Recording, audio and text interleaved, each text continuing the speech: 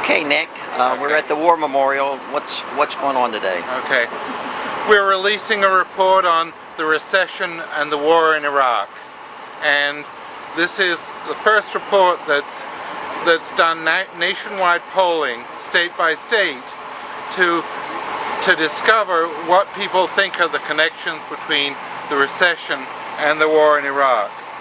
And one of the things we found is that voters in Maryland are both tired of the war and realize that there really is a connection between the recession and the war in Iraq.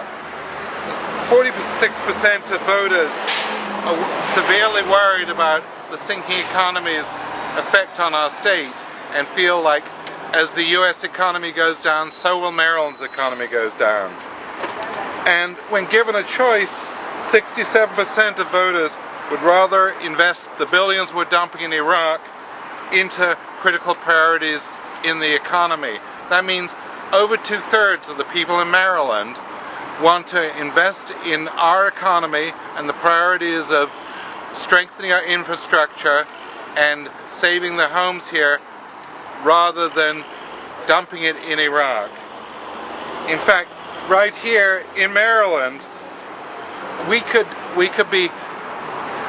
be giving over 1 million students student loans and scholarships to enable them to go to college and maintain a good standard of living if we weren't dumping all this money in Maryland. Untold millions of people are suffering from lack of affordable health care.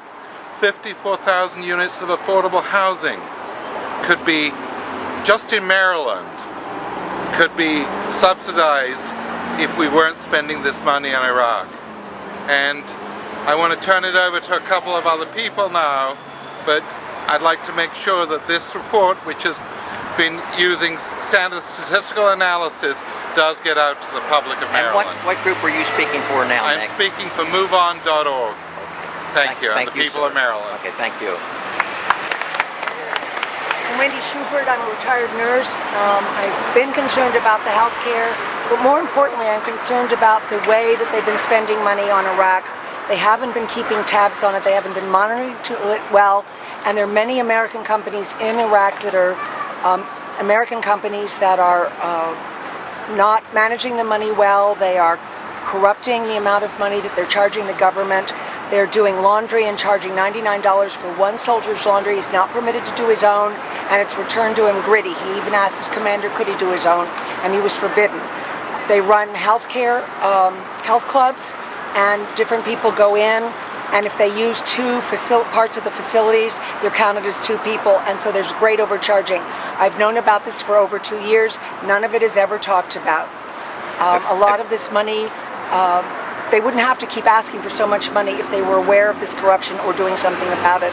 And then also all the money that Iraq has for the oil, they should be using some of their own money and not draining us dry. Thank you. Okay, Wendy, let me just ask you this. Have you brought this to the attention of Senator Mikulski or Senator Cardin? I've signed these messages on a lot of petitions through the email, and I sent a personal long email to Senator Mikulski about 2 days ago. Okay. Thank you, Wendy. Great. Can I have 1 minute? Yeah. Mm-hmm. Hi, I just want to say that I'm here today for my grandchildren. My granddaughter helped me make this sign, and when I explained to her that this war is really being financed by borrowing money from China, she looked at me in disbelief. And I said, and you're going to be paying it, Emily, unless we can get this stopped. So we really absolutely need to stop this war. And what's your name, ma'am? Linda Burton. Okay, thank you. Thank you, Linda. Okay, I'm Madeline Misko. I'm a member of Veterans for Peace and also Vietnam Veterans Against the War. I'm also a Move On. I agree with everything that was said before. I'm here to make my statement basically as a veteran and as a nurse who served during the Vietnam War. I served stateside. I did not go to Vietnam. I saw a lot of soldiers die and suffer, and I have not forgotten. I have written to, since you asked, I have written to my representatives. I received yesterday from Senator Mikulski her resolve not to abandon, to use her words, not to abandon the troops. And I want to say that I have seen firsthand, and I think it's going on now, how terribly, terribly expensive it's going to be to take care of the fine young men and women who are serving now, whom I do support. And I resent it highly that my being against this war and against the money that we're spending on it is interpreted as not supporting the troops. We are not going to be able to take care of them. We're not taking care of them appropriately now. They are struggling here in Maryland to get help. And the head injuries in my era, it was burns. It still burns. I worked on the burn ward, but now it's these devastating head injuries. And we're going to have to take care of them. And where are we going to have the money for it if our own economy is crushed by this really inefficient war? And on top of all that, they're saying some of these young men are coming back and committing suicide Absolutely. at an alarming rate. Absolutely. Alarming rates. And I do think the figures on that are muddled. I think the figures are larger than what we know. We will find out more later. But I am here as a personal witness. I have seen the suffering myself in a different war, and it's going on. And thank you so much. Thank you. Okay, so my name is Matt Weinstein, and I'm the Baltimore Region Director for Progressive Maryland, which is part of U.S. Action nationally, which is one of Move On's partners on these things, which is why our graphics look the same as theirs.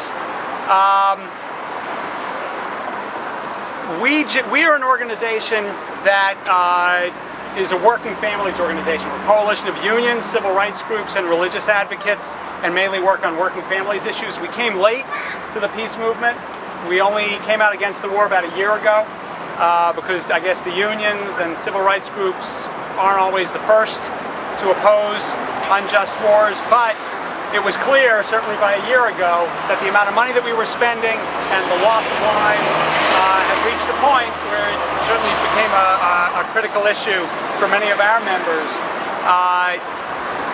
The cost of the war officially so far, $500 billion that we've spent on paper, but Joseph Stiglitz, the Nobel Prize winning economist, has come out with a book that says that the cost will ultimately be $3 trillion or more for this incredibly wasteful, reckless, unnecessary misadventure of Bush's and Cheney's in Iraq.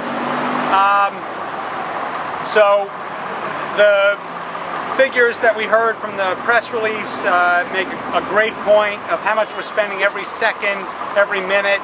I couldn't hear Nick complete. Did he go through all those numbers? Go through? No, I didn't. Go ahead, please. I'll just run through them quickly. We're spending $4,000 a second, $235,000 a minute, $14 million an hour, $339 million a day, $2.5 billion a week, $10 billion a month, $124 billion a year. You know, we had a special session of the General Assembly that Progressive Maryland was very involved in, fighting to raise state revenues by about $2 billion a year for things like education, healthcare, public safety, the environment, transportation. And that was so controversial and inspired such a backlash and so much opposition, and yet that's what we're spending in Iraq every week. So, I mean, the waste and the misdirection of resources is just staggering.